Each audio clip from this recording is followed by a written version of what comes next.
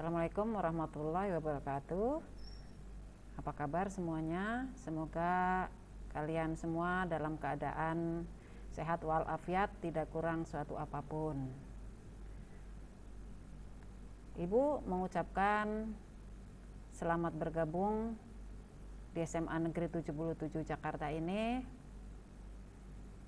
Semoga kalian dengan belajar di SMA Negeri 77 Jakarta ini bisa mengantarkan kalian untuk mencapai cita-cita. Sebelum Ibu masuk ke mata pelajaran ekonomi, Ibu akan memperkenalkan diri dulu bahwa nama saya Ibu Mugi Mulyani, mengajar mata pelajaran ekonomi di kelas 10 dan 11. Di samping itu juga Ibu nanti akan mengajar di mata pelajaran kewirausahaan untuk kelas 10 IPS. Tugas tambahan Ibu adalah menjadi staf kesiswaan. Jadi nanti semua yang berhubungan dengan kesiswaan, lomba-lomba atau apapun bisa berhubungan dengan saya. Buku yang akan Ibu pakai adalah ini. Ya, kalian bisa meminjam di perpustakaan SMA Negeri 77 Jakarta, atau kalian bisa juga untuk membeli sendiri, silakan. Kalian bisa mendapatkannya di toko buku, ya, bahwa penerbitnya adalah Grafindo, ya, warna orange.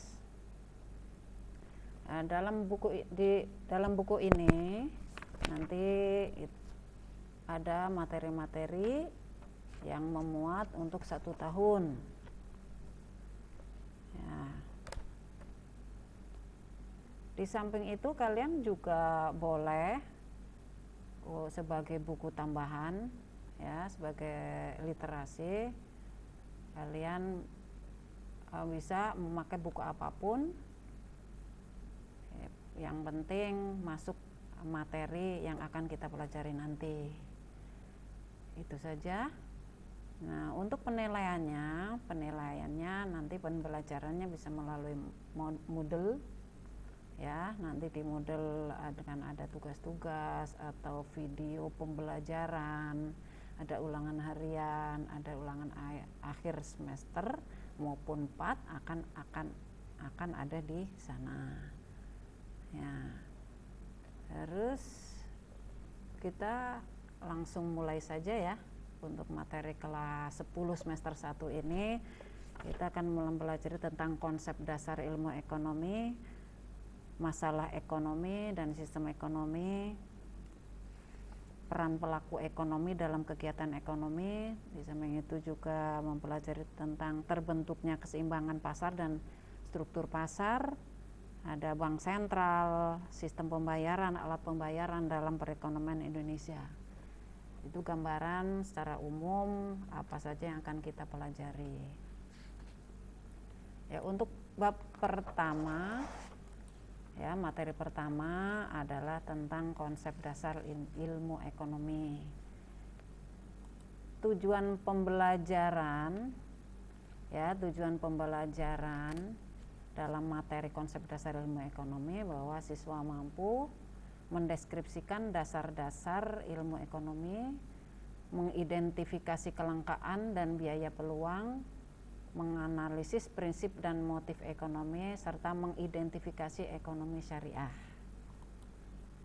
Nah, sekarang apa itu ilmu ekonomi?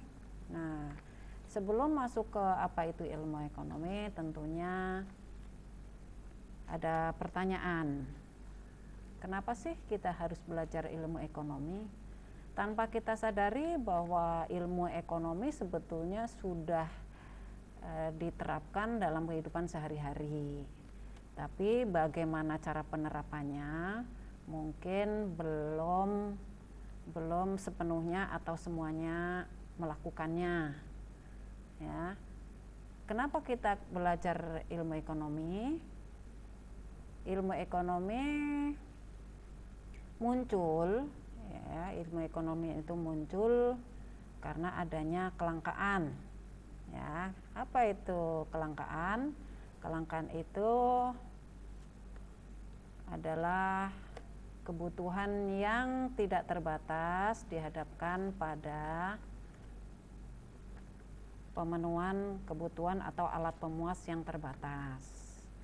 Nah, sebetulnya untuk penerapannya apa itu kebutuhan, apa itu alat pemuas, itu sudah kalian lakukan ya, dan mata pelajaran ini sudah kalian dapatkan di SD, SMP. Nah, di SMA ini mata pelajarannya tersendiri atau berdiri sendiri. Nah, kita akan lebih mempelajari secara mendalam tentang apa itu ilmu ekonomi. Nah, ilmu ekonomi itu berasal dari kata oikos dan nomos.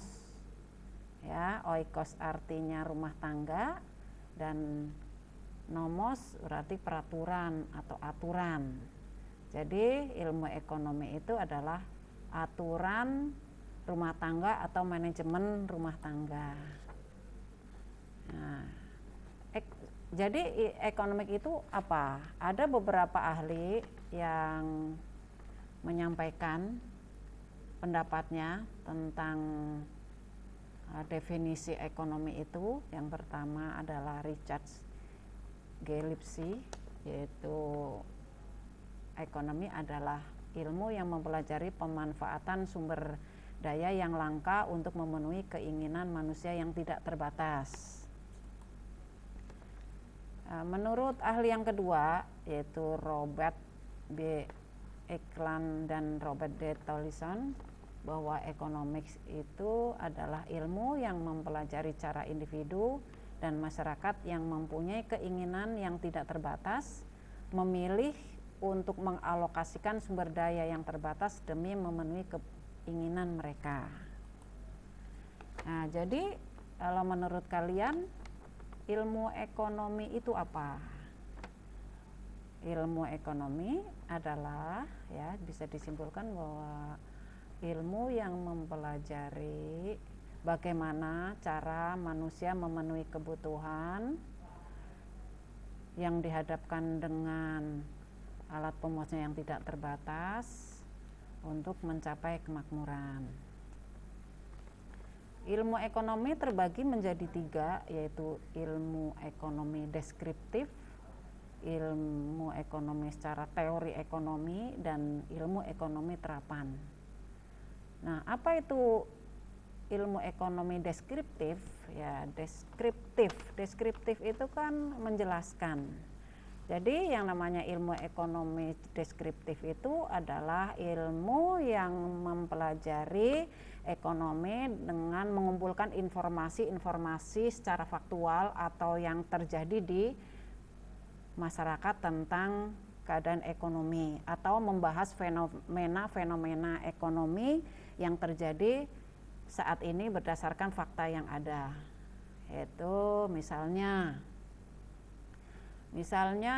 pada tahun 1997 terjadi krisis ekonomi, di mana keadaan pada saat itu terjadi krisis moneter, nilai mata uang rupiah sangat melemah dibandingkan dengan nilai tukar dolar, ya, sehingga mengakibatkan harga naik secara terus-menerus,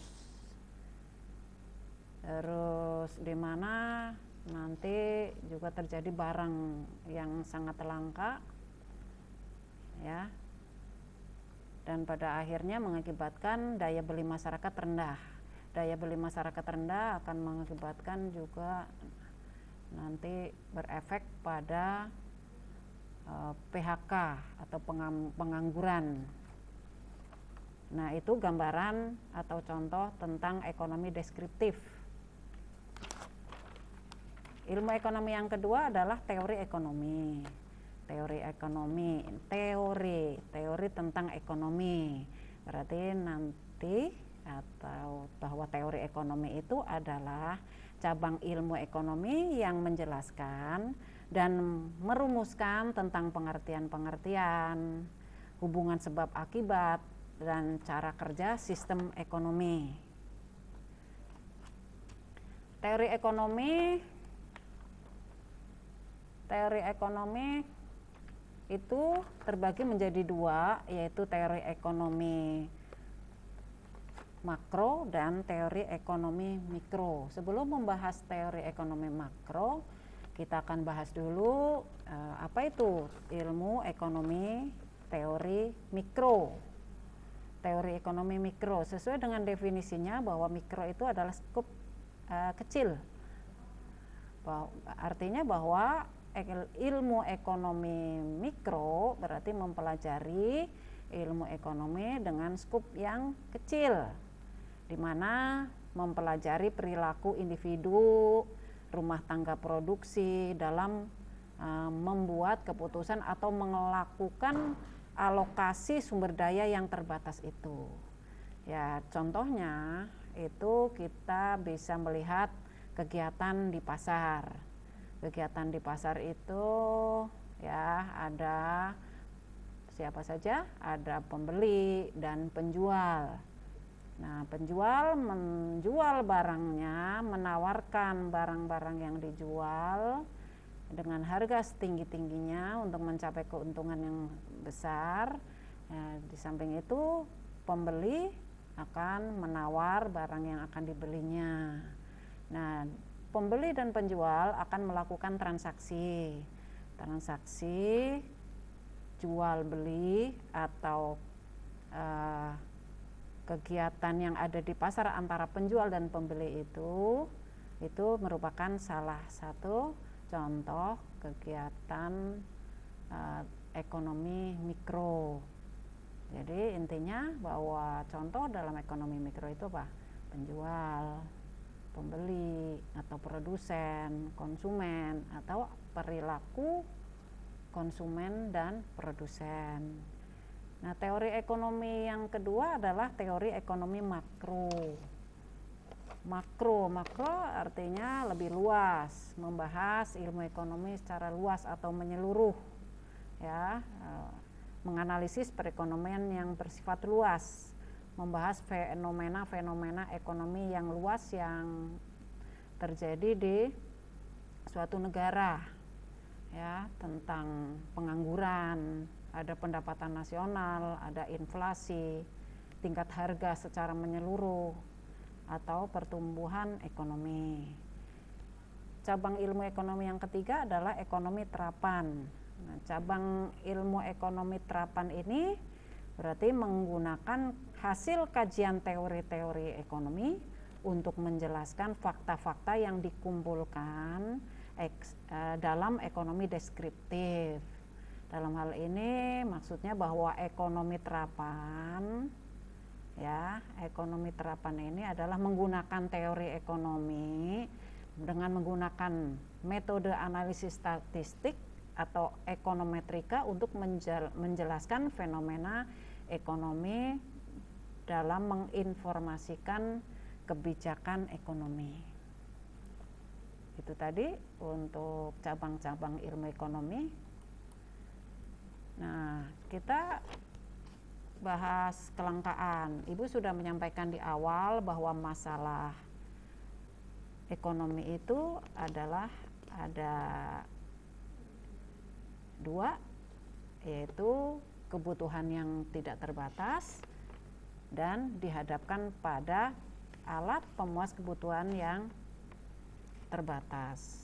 Terbatas bukan berarti itu sedikit, tapi bagaimanapun kondisinya, berapapun jumlahnya, nanti alat pemuas itu akan tidak bisa memenuhi dengan kebutuhan-kebutuhan manusia yang tidak terbatas.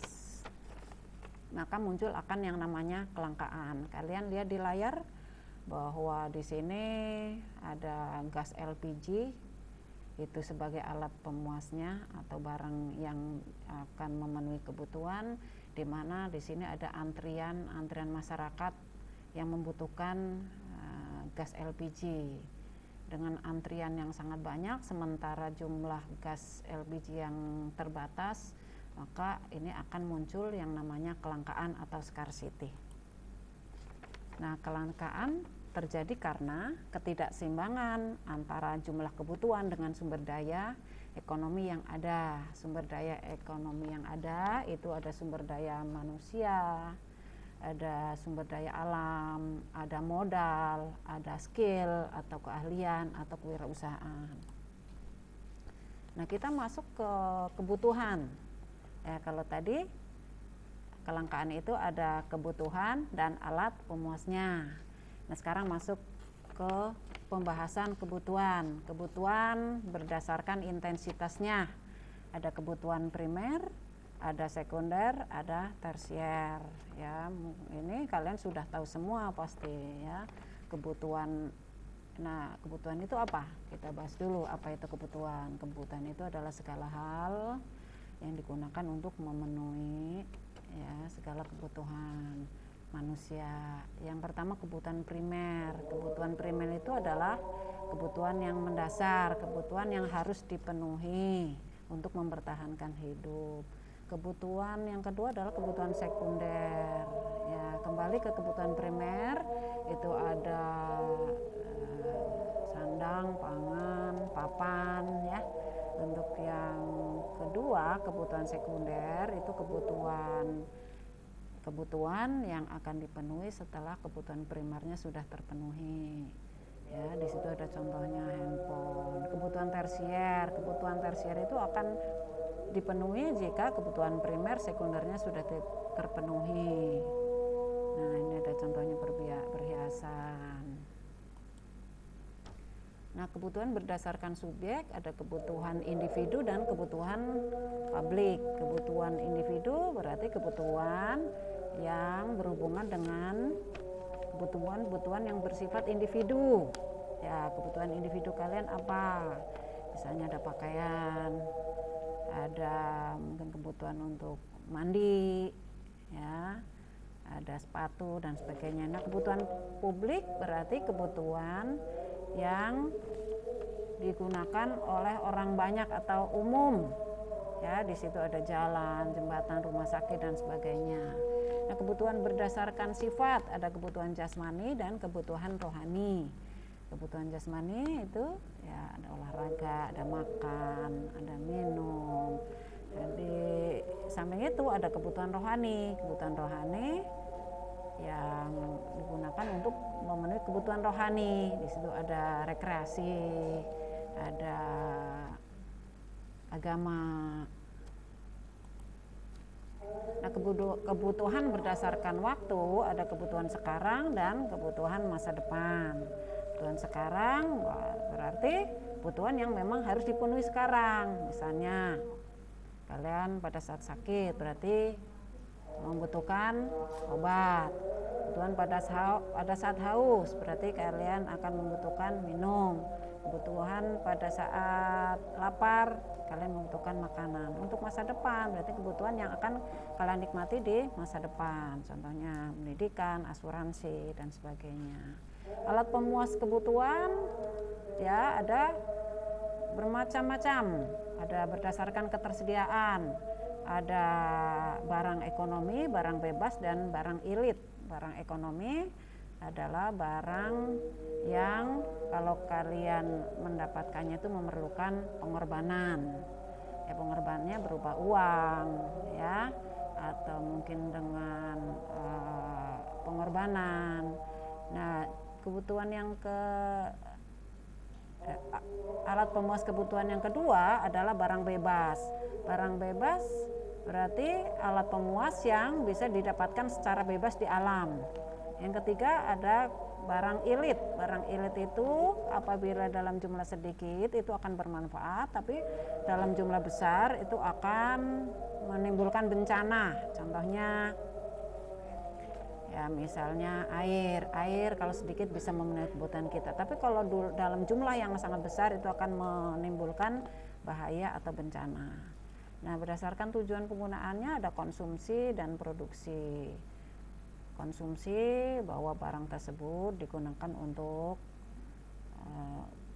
kebutuhan konsumsi, mengkonsumsi misalnya makanan kita makan ya, tapi kalau produksi berarti barang tersebut atau alat pemas tersebut itu untuk proses produksi.